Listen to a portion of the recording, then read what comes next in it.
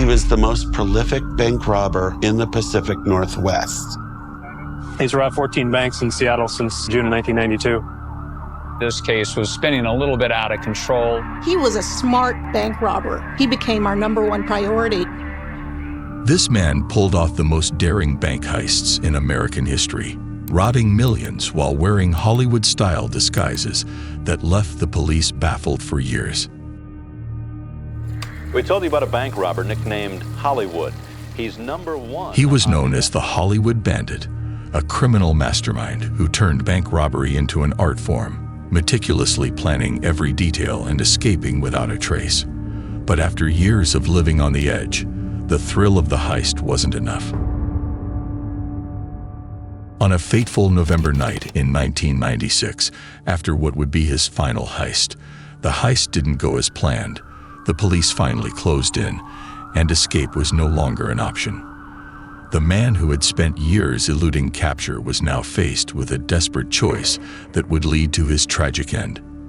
This is the true story of the rise and fall of the most audacious bank robber in American history.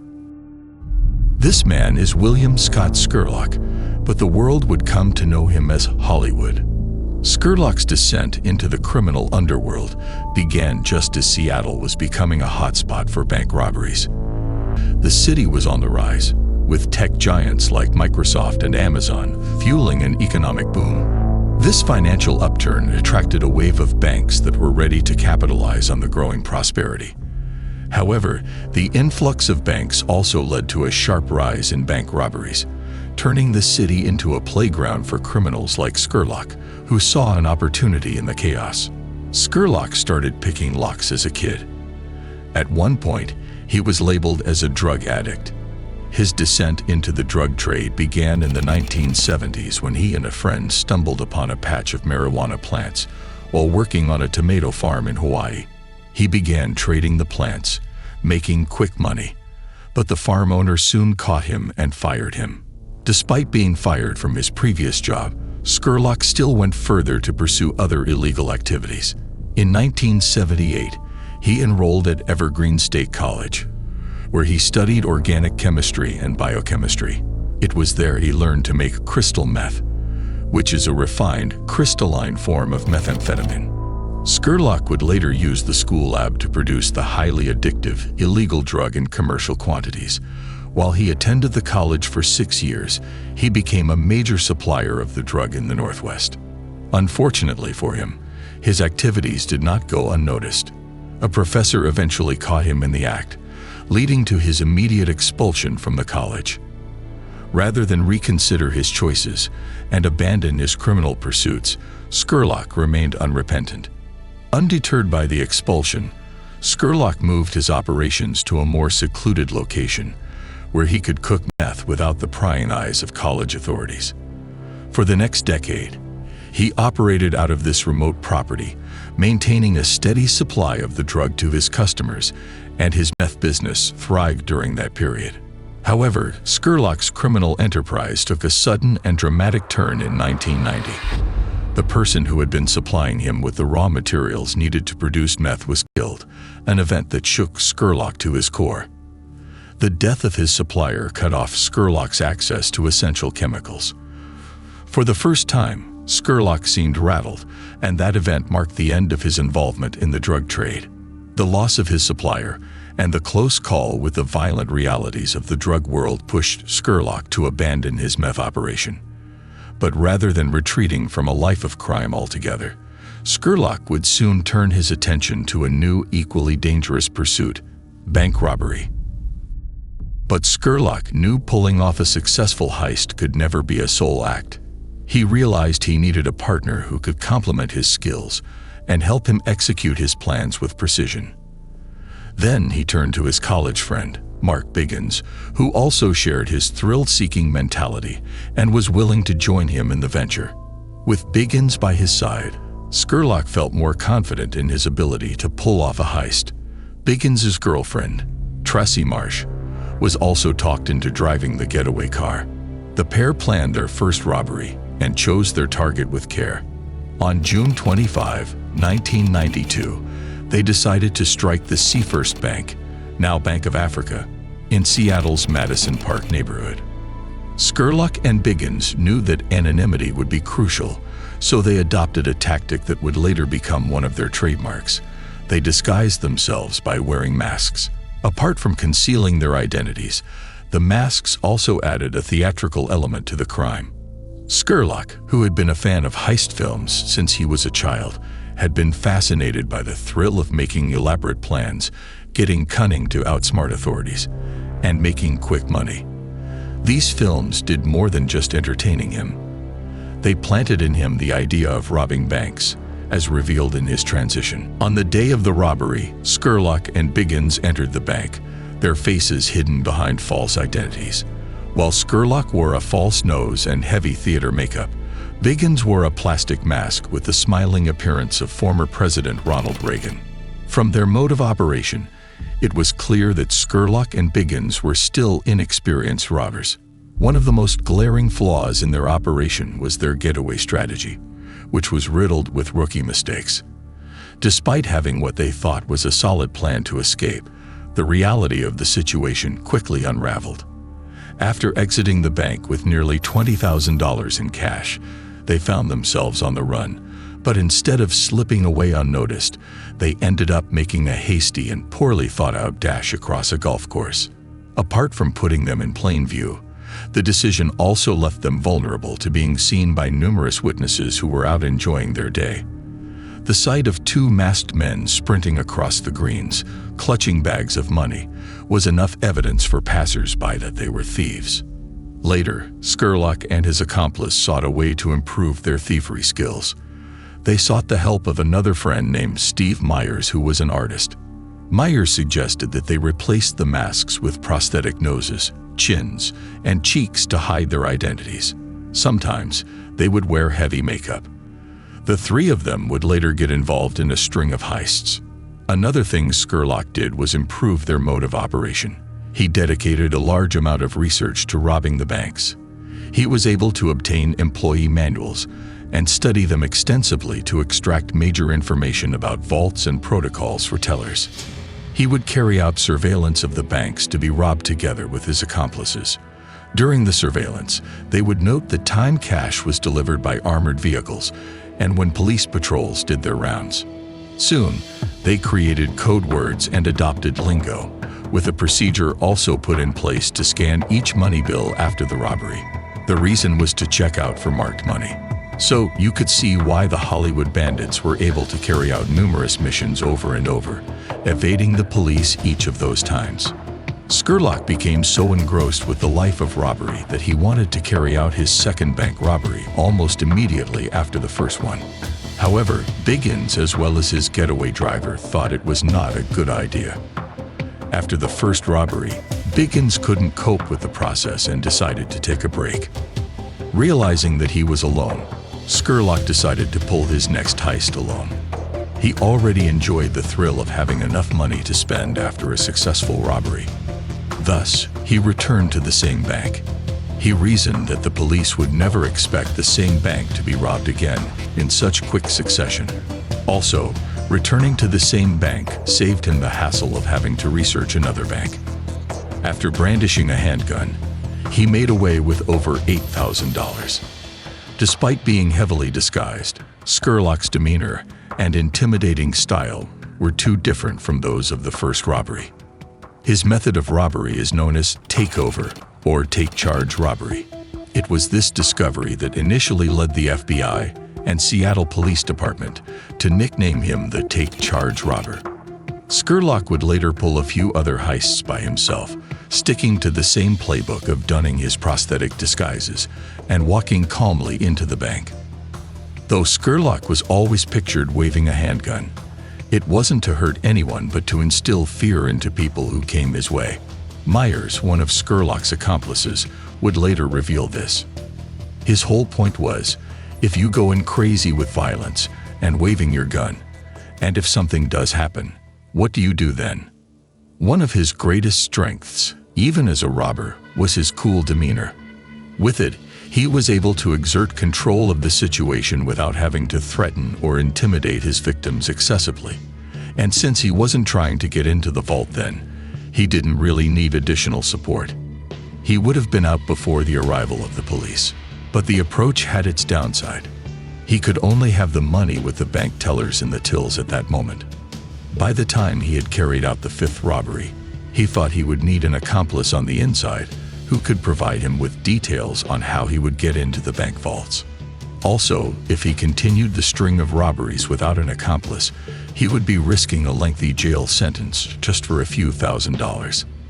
That's not a risk he was willing to take. At that time, the police were already building a profile of him. Although his true identity remained unknown, they had seen his disguises on the CCTV tapes from his previous heists. They would later change his nickname to Hollywood, while the media preferred the Hollywood Bandit sobriquet. In short, Scurlock was considered too fast for them to catch. After Scurlock decided to up his robbery game, he recruited a bank teller with inside knowledge of the workings of the bank. She worked at Seafirst Bank. The woman, simply identified as Mustang, taught him how to get into a bank's vault. Her coaching helped, after all. On November 19, 1992, Scurlock carried out the last heist for the year at the Hawthorne Hills branch of the Seafirst Bank. His next take was a whopping $252,000. Within that year, his loot was over $320,000. With the stolen money, Scurlock was able to live comfortably. Within a year, Scurlock spent all of the money. Washington's Secretary of State revealed that Scurlock spent a lot of his loot on environmental causes and rape crisis centers, as he considered himself a Robin Hood character. It was also established that he gave money to some selected friends, hoping that he could later reach out to them for favors. Scurlock also recruited other friends, including Myers. At first, he asked Myers to help him launder the stolen money in gambling casinos in Las Vegas, Nevada. Later, he decided to integrate him into the system. As later learned from Myers himself, his role was to serve as a lookout. He would sit in a car outside the bank premises, listening to a police scanner. Whenever he discovered any 911 calls, he would alert Scurlock, who would have been inside the bank. On one occasion, one of the heists was cut short after Scurlock was alerted by Myers. He couldn't empty the vaults and only went away with a few thousands of dollars. It is the reason why he kept on evading the police for so long. Instead of taking the risk of spending too much time inside the bank, Scurlock would abandon the heist if Myers told him to. After all, there would always be another chance. In 1993, Scurlock chose the same Hawthorne branch of Seafirst Bank, where he made $250,000 the previous year. First, he and Myers observed the bank for several days. Then, on November 24, the day before Thanksgiving, they decided to make their move. As already planned, Scurlock went inside the bank while Myers remained in his vehicle outside with the two-way radio, monitoring police frequencies. While the robbery was successful, they only got about $98,000. Scurlock buried all the loot on the property he purchased for himself, except for $5,000, which he gave to Myers for his role in the operation. That amount was the typical payment made by Scurlock to accomplices. Since he was the mastermind and often took the greatest risks, he often took more than 90% of the loot. He would leave his accomplices at his mercy. The following year, Scurlock and Myers robbed a total of 5 banks, 3 in Seattle and 2 in Portland, stealing a total of $263,599. At that time, they had already perfected the stealing technique. While hitting the same banks over and over meant that Scurlock had thought of himself as smart, it also meant one thing: the police and the FBI would be able to predict his next move. True to this assertion, Scurlock attracted considerable police interest, and law enforcement agents were able to learn more about his move with each heist. Scurlock and Myers soon realized the police were beginning to close in on them. They decided to change locations, moving into unfamiliar territories. Although most of their robberies were carried out in Seattle, they also experimented a couple of times with Portland, Oregon. It was time to carry out their first heist in the new environment. It wasn't as it used to be. It was completely a disaster. Scurlock had to abort the robbery and escape before the arrival of the police. Having realized Portland seemed to be a difficult terrain to navigate, he and Myers returned to Seattle. Although their aim was to target a new bank, they knew they were back in a territory with which they were more familiar. Luckily for them, they got $111,796 in the operation. The money was enough to last Scurlock until the end of the year. Despite that he was making enough money from robberies, he was living in a treehouse he had constructed with the help of a group of friends. Though it took them several months to build, Scurlock would later claim they built it by taking meth and staying up all day and night. His father was lucky to survive a mishap that happened at the treehouse when he went there to visit. Moving forward, the final heist Scurlock carried out in 1994 saw him return to Portland. Though it was a successful one, but he was disappointed with the results. He only walked away with $22,000. Afterward, he vowed never to attempt another heist in Portland and only stick with Seattle. The decision would later be their undoing as it contributed to their downfall as they became more predictable. Fast forward to 1995. Scurlock's first robbery of the year didn't go as planned. It was at the Wallingford branch of the First Interstate Bank, now Wells Fargo Bank. At the time of the robbery, there was virtually no cash inside the vault. But despite that, he was able to steal $11,000. Unknown to him, the bank tellers had discreetly placed die packs inside the bundles of cash. As Scurlock made his getaway, one of the packs exploded, covering him and the cash in bright dye. Realizing the money was marked, he had no choice but to toss all the cash out of the car window to avoid being caught. Despite the disappointment, Scurlock returned to the Madison Park branch of the Seafirst Bank, making it his third time there. He had another clean heist, making close to $300,000. It was his biggest score then. Everything went as he and his partner planned. He had found a vault filled with cash and made his escape long before the police arrived. With such a huge amount, Scurlock decided to take a long break for the next 12 months. Despite multiple attempts to catch him, he managed to evade law enforcement agents until the following year. Meanwhile, several law enforcement agencies, including the FBI-dominated Puget Sound Violent Crimes Task Force, Seattle police detectives, and King County Sheriff's detectives, made the arrest of Scurlock, dubbed Hollywood, their top priority. Although they were aware he was only after the money, they were worried that he would get to kill someone someday.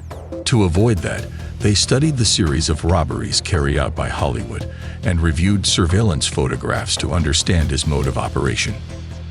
They found a pattern and concluded that Hollywood was likely spending a minimum of $20,000 a month. With that, they were able to determine when he would need more cash. They wanted a case whereby they'd be waiting for him near his favorite banks, the banks where he had made huge scores. In addition, the Washington State Bankers Association offered a $50,000 reward for anyone who could provide them with information leading to the arrest and conviction of the bandit. Scurlock realized the police were closing in on him and his gang. Then, in 1996, he decided it was time to get Biggins back to the team. While Myers would continue his role as the outside lookout, Biggins would assist with crowd control inside the bank. But after much persuasion from Scurlock, despite the long break he took from the life of crime, Biggins agreed to join the team again, probably for the last time. So Scurlock was prepared to strike with help from Myers and Biggins. Although he was reported to have had other accomplices over the years, only Myers and Biggins were later caught and spent some time in jail, with Scurlock providing an opportunity for law enforcement to predict his next move. This time around, they got it. They suspected that he was likely to strike on January 25, 1996, following his previous patterns, and that's exactly what he did. However, they couldn't determine the bank he wanted to strike. Scurlock again escaped, though narrowly. On the fateful day, he and his gang operated at the Wedgwood branch of First Interstate, making away with around $141,000. But Scurlock was already coveting a much larger stash of money. Throughout the year, he and his accomplices made 6 figures in back-to-back heists. However, their success made the police devote even more time and resources toward bringing their reign to an abrupt end. Towards the end of 1996, the searchlight was strong on Hollywood. He and his accomplices thought they would make one more huge hit and probably retire. But they were wrong. Mustang, their inside informant, had alerted them to the new security measures implemented by banks to prevent robberies. As a result, Scurlock was aware that any money he took from a vault would probably contain hidden trackers, but he was still ready to go for it. He and his friends decided to carry out a test run with that particular robbery. They thought they could find a way of removing the trackers as quickly as possible.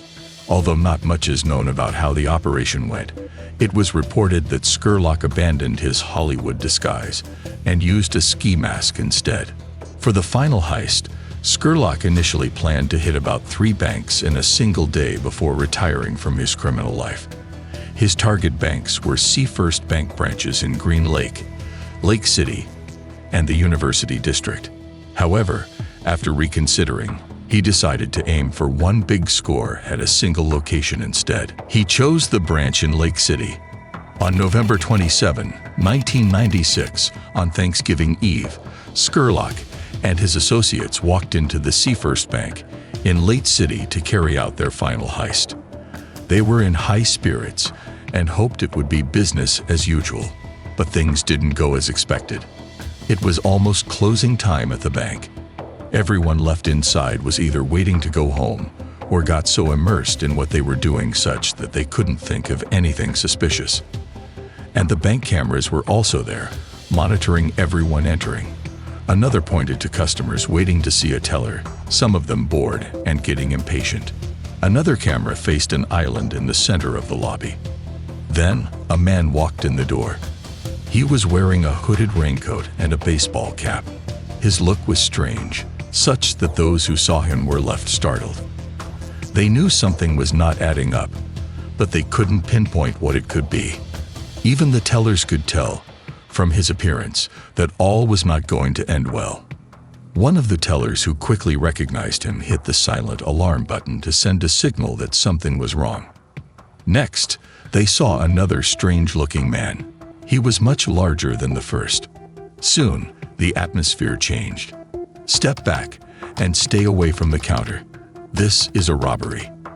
At that point, the first man pulled a black pistol he had hidden when he entered the bank. He continued, "I'm serious. If you are nervous, please step out of the line and sit down." While the first man was kind of threatening everyone with the gun, the bigger man maintained a polite approach. More surprising was how unfazed the 2 men were despite that the front doors of the bank were not locked. "Who is the vault teller? I don't want any bait bills or die packs." "Got it."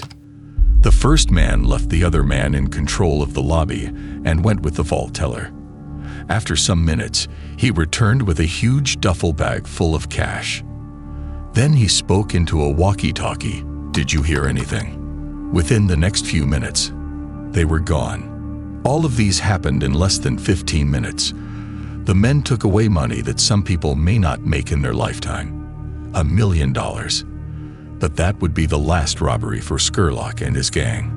The robbery left the Seattle Police Department, the Puget Sound Violent Crimes Task Force, and the FBI in a state of confusion. They had no clue about the identities of the 2 men, including the third person who was likely behind the talkie-talkie, unless it was some sort of distraction. However, as the men made away with the money, a customer, who demonstrated a high level of boldness, followed them to a blue Dodge Caravan, then called the 911 Emergency Dispatch Center, giving them a description of the car and the direction it went to. Additionally, the men were unable to remove the electronic tracers that the FBI had embedded within the stacks of money, making it easy for authorities to be on their tail. Lake City police were the first to be alerted. They started patrolling in the neighborhoods, looking for the getaway vehicle. On that day, the weather was quite unfavorable. There was a severe wind and rainstorm, coupled with the holiday traffic, so the bank robbers found it difficult to leave the area quickly. While trailing the getaway vehicle, authorities discovered they ditched it in favor of a white Chevrolet Strouven. As we later learned, the vehicle was a drop car. You may be wondering what a drop car is. Well, it's an automobile that is bought with cash under a false name. After being purchased, it is taken to a mechanic of questionable repute to make it a bank robbery getaway worthy. Then, after a successful bank robbery, the car is dropped.